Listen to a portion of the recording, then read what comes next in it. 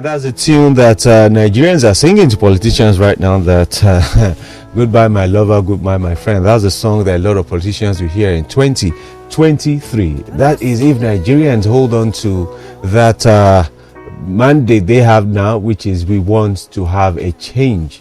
We want a government that would serve us. So we're using this song to threaten every politician that comes out now that, hey, if you don't do good, hey, goodbye, my lover, goodbye, my friend. But today we have somebody who's getting into the, who's vying to get into the, to get into office, let's put it that way, and so that he can also serve the people. He wants to contribute his quota in his own way. According to him, he wants to be the change that Nigerians want. His name is Engineer Luqmaan Olabode Akerele. He is the candidate representing the New Nigerian People's Party and vying for the Ikeja Federal Constituency. Ikeja State Constituency, rather, House of Assembly. Yes, and that's Ikeja 1 State Constituency. Yeah, great. So, good morning and welcome to the show. Good morning, Mr. Kayode. All right. Thank you for having me. Okay, an engineer getting involved in politics, and you want to do some engineering work on Nigeria for the people. Tell us a bit about yourself. Who is Engineer Akerele? My name is Luqmaan Olabode Akerele, popularly known as LOK. I'm a civil engineer and I'm a politician. And I must tell you, I'm proud to be a professional in politics.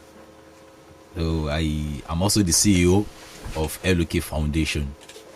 LOK Foundation was founded in 2019 after the general elections. And then between then and now, we've done a lot of things. We've done so many things to prove to our people that we have the capacity to deliver. You have the capacity to provide effective representation, which has been lacking over the years in our constituency. In the past 3 years, I must tell you, the records are there. We are giving out over 300 JAM forms to students in the constituency, free of charge. We've been able to empower a lot of women. We've given out a lot of freezers, a lot of generators, sewing machines, kitchen equipment, welding machines, vulcanizing machines, and business grants to people to support their businesses. And in the last 3 years, we've been able to give out over 2,000 back to school packs to our students to assist their education. Okay, so when you say you assist and you're supporting students or your constituents, what really does that mean? Where you've been doing this, was it because of you knew you had your face, or you were looking towards politics? Why have you been doing this? I've been in politics for more than 20 years. Oh, okay. I'm a founding member of AD. I was there when they started. I was a youth leader in my ward in Onibongo, Ward H. Okay. So I've been in politics, but I had to take a break when I needed to pursue my educational career.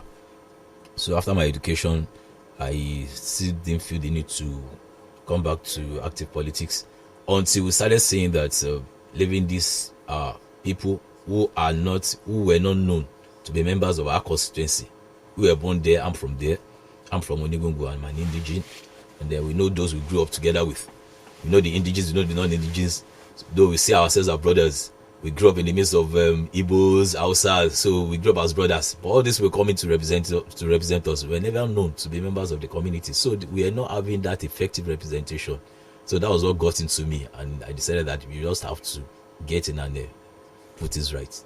But one would say that, Ikeja is one of the best, should I say, constituencies. You have good roads, you have water, you have this. What do you want as effective representation? I'm sure you don't live there. I don't live there. You don't live we there. only pass through there, and So if you and we come there to if your area. You know that we've not really been benefiting from the dividends of the democracy. So tell me, what have you lacked? How have you not been benefiting? Number one, the first thing, the basic thing that's been lacking is that effective representation. When you say somebody is a representative, you are representing your people. You are their voice. They should know you. You should know them. You should mingle amongst them. You should move with them. Stay with them. Eat with them. Know their pains. They know what you are going to present. Know their interests. It is their interest that you are representing.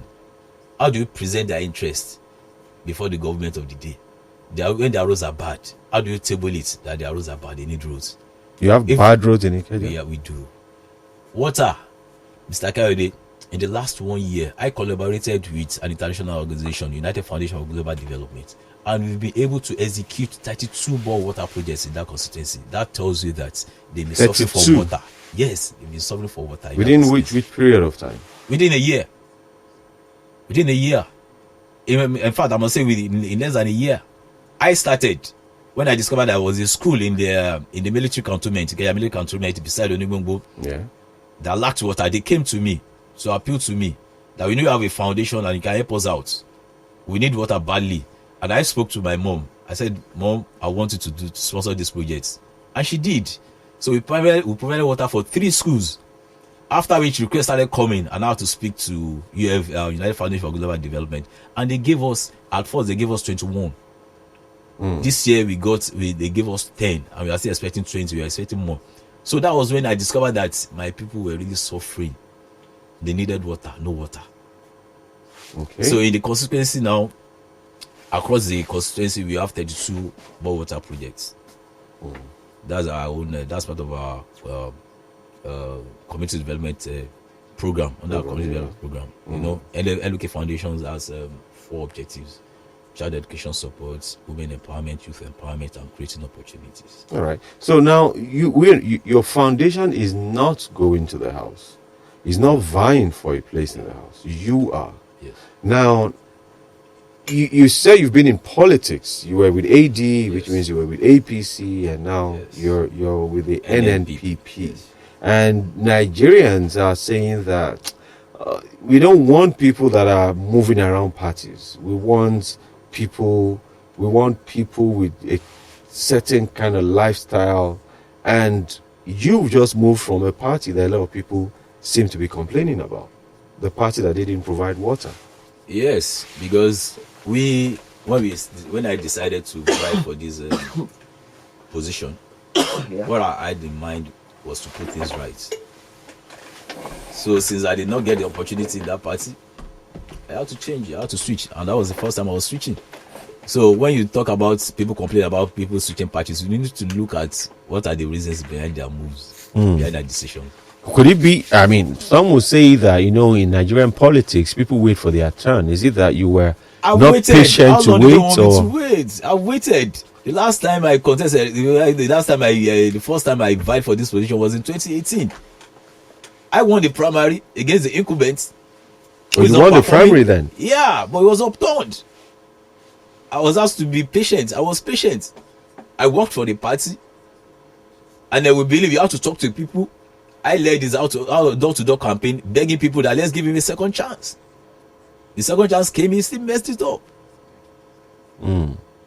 So since he messed it up, how come you couldn't get it this time around? Because the party lacked internal democracy. And which party are you talking about? It's the APC. You know, they are the way they do their things. You know, this is one of the things we are fighting against.